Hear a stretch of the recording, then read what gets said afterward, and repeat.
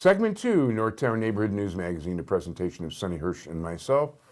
Dial us up on the web at ntnm.org. Over 1/3 shows watched.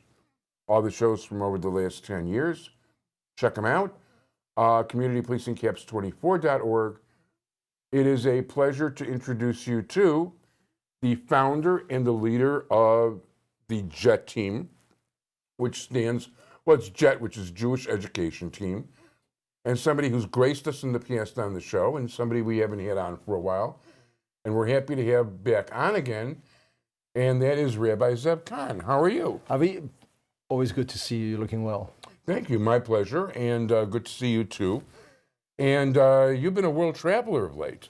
That's correct. That's correct. I just got back from my first ever trip to South America, to Sao Paulo. It was a little bit, I was supposed to go, you know, they call me the rugby rabbi because I used to play rugby in South Africa. Cool. And I was supposed to go to Argentina to play rugby in high school. And because of apartheid and the sanctions, I didn't go. So I got a chance to go to South America for the first time. But this was a very different experience. It was for an international Jewish summit where 1,000 students from 27 countries around the world all came to spend a weekend in Sao Paulo. Wow. Now you're going to ask me why Sao Paulo?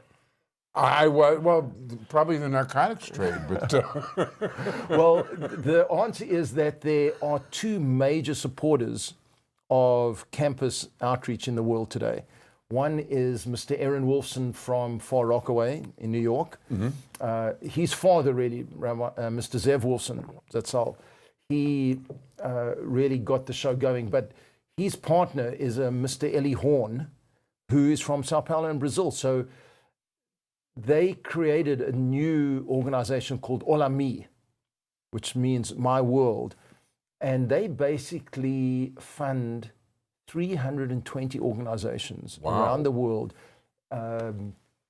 And they wanted to bring everyone together for a weekend to inspire everyone.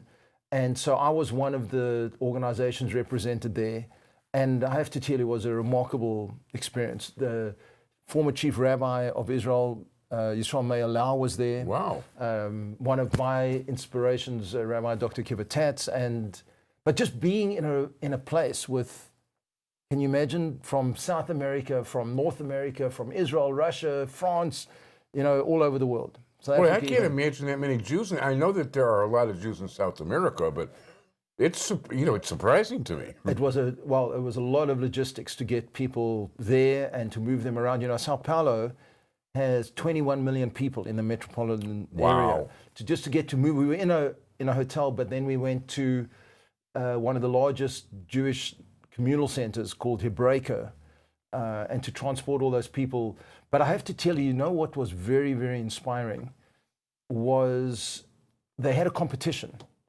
They asked every organization that was represented to come up with a new idea to reach new students in the world. Because as Mr. Horn said, and he was echoed by the former chief rabbi, he said, look, in 1939, there were 12 million Jews alive. 1945, after the war, there were 6 million Jews. I think he said in 1960, we were back to 12. He said, today, 2016, we should be 36 million Jews.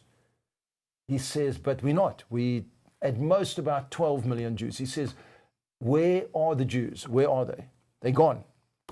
So this summit was to inspire the students to reach out to their friends. And one of the taglines, you know, everything is taglines today, was #EndTheApathy. And they put out a video, which I'd love to send you the link to, because what happened over those 2 days was each of these organizations presented an idea and there was a prize. By the way, do you have a link to this on your website? If you go to olami.summit.com, OLAMI summit.com, you'll get to look at the video, both of the actual summit itself and the video they put together. By the way, you should know that that's actually one of my pet subjects, pet things as numbers like that. Yes. You could make an argument that before the plague of darkness in Egypt, there were as many Jews in the world then as there are now. That's right. 3,500 years later or whatever it is exactly. Look, it's not a pretty picture, but I have to tell you, after coming back from Sao Paulo, I myself, I've been in this field for, over 20 years, if I count my years in Israel as well, and the last 11 years since I started JET, and we've had a lot of success. Our greatest success is really when we walk one of our students, down the aisle to the chuppah. Just, in fact, in Far Rockaway, I just officiated at a wedding just a couple of weeks ago. Nice. Of one of our students from Chicago, married a nice young woman from West Hampstead. And just this year alone, 2016, 14 Jewish weddings. Wow. And that's, you know what's happening today? One of the things that the former chief rabbi said, and you do politics, so everybody talks about change, and there's been a lot of change. He says, one thing you can't do, you can't change the past, but you can change the future. Right. And what was inspiring was to see these students get engaged in their Jewish future, because I have to tell you, Jewish students on campus today are not engaged in the Jewish community. Well, with all the efforts that are taking place, it's a struggle today. In some cases, just the opposite. They're very engaged in the BDS movement. That's correct. That's other correct. things. As a matter of fact, if you look at one of our earlier shows with Peggy Shapiro, we talked about things like that. Right. And you know what it is, Avi? They just need to be educated. And that's what JET is really all about. It's about Jewish education. It begins with Jewish education, and all it takes is just explaining to them what their heritage is, where they came from. They an aristocratic people that have been around for 3,000 years, survived all the pogroms and attacks, but we are fighting a real battle right now. Yeah, if you figure which of us are left, we had to go through some utter hardships. Program doesn't even begin to describe some of the massacres that we've suffered. That's right. Well, do you know what one of the biggest enemies now is? This thing right here, the smartphone. Do you know?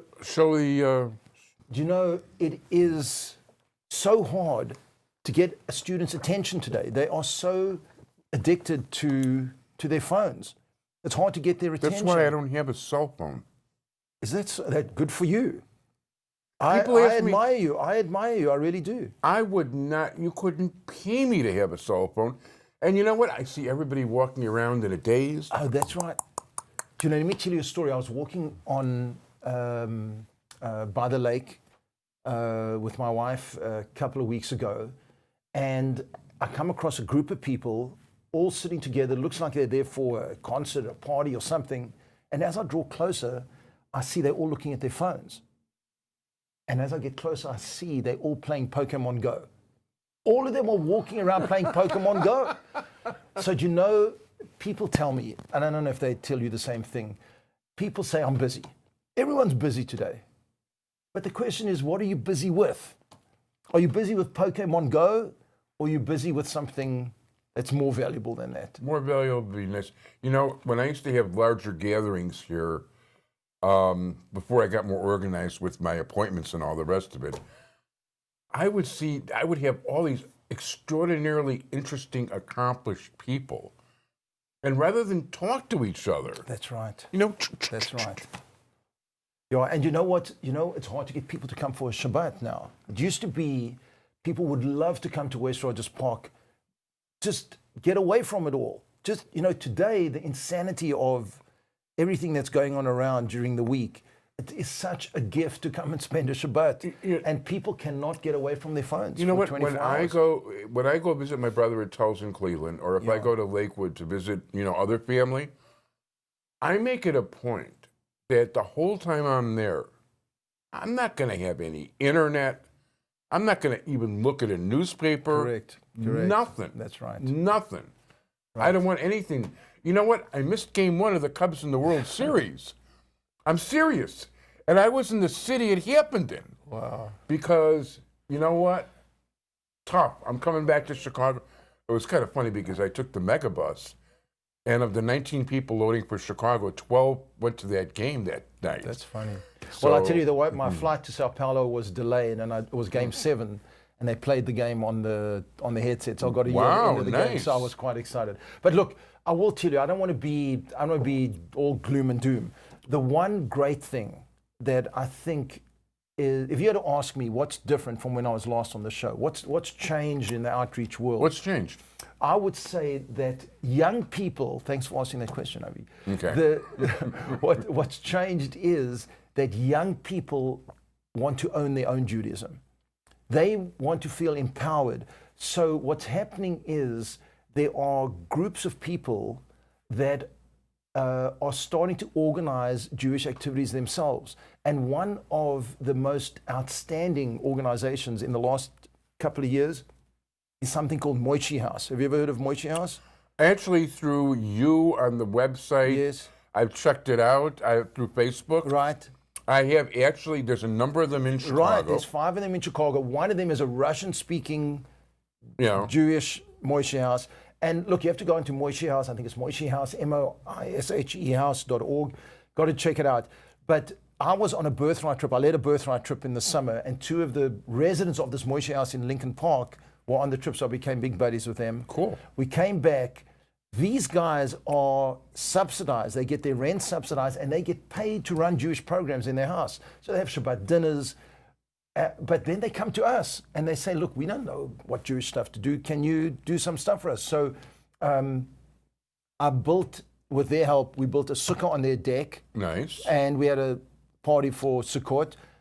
Some of these guys that came, they shook the lulav and esrog for the first time in their lives. Wow. So it's a remarkable partnership that we have with them. And I think that's what I'm encouraged about looking forward over the next couple of years. Yeah, I want to mention one of your local programs before we completely run out of time, by the way, because we only got 2 minutes left. Good. But you have like you'll explain exactly, Steak and Learn or something like that? Steak and Torah. Well, okay. It's thanks to a good friend of mine, Ben Weinschneider. Nice guy. Great guy. Now, it's also a little bit of, everything is in Hashem's hands. And I was in Los Angeles and I was asking someone, how does he get young people to come to his programs? He said, I get a ton of people to come to my program. I said, how do you do it? He says, we serve ribs, barbecue ribs every Thursday night. I said, oh, well, that's great. How am I ever going to find that out? I come back to Chicago. Ben Weinstein comes up to me and says, I'm thinking of giving a class and I want to serve rib eye steaks. I couldn't believe it. It was just handed to me. So to cut a long story short, we call it A1 Steak and Torah because A1, there's about steak 12. Sauce. There's about 12 varieties of A1 steak sauce. We now have about 25 or 30 guys from all over the community, including some of the Moishi House guys. The finest ribeye steaks you're going to taste, but even finer than that is the Torah that Ben teaches. And I have to tell you, it's been going for about 18 months now. Doesn't look like it's going to stop. Ben also gives a class. We can't bring the grill down. You've got to see this grill. It's a 6-foot-long grill that he just got not so long ago. But we have a deli and one down in Moishi House. It's something to see. I think Ben would love to have you come. Very cool. Anyway, we're about out of time. If people would like to contact Jet Team. Yes, jetcampus.com, jetcampus.com. And we'd love to have you just come on board. Real good, Rabbi Zev Kahn. Thank you so much for joining us. Hopefully you'll join us again and talk about further activities you've got going. Absolutely. I'd like to thank all of you for joining me today. I'd like to thank my entire technical crew, Sonny Hirsch. Oh, and happy birthday tomorrow. Thank you so much. Bye-bye, everybody. Bye-bye.